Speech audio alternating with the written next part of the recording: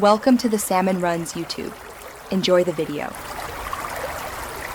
You start by closing Quick Heal and any running services so files aren't locked. Once done, confirm the backup folder path shown in the app or check C, /program files /Quick Heal /backup. You should make a system restore point and optionally copy the folder to an external drive. This gives you a fallback if something goes wrong.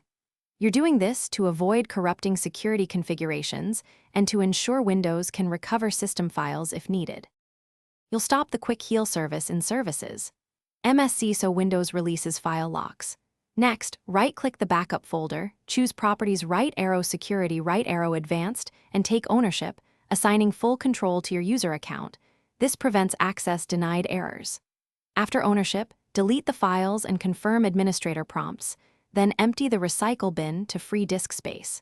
You're doing this because antivirus vendors sometimes protect backups. Ownership ensures you can remove residual files safely.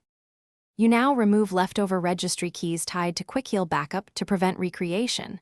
Open Regedit, search for Quick Heal Backup entries, export keys as a backup, then delete matching keys.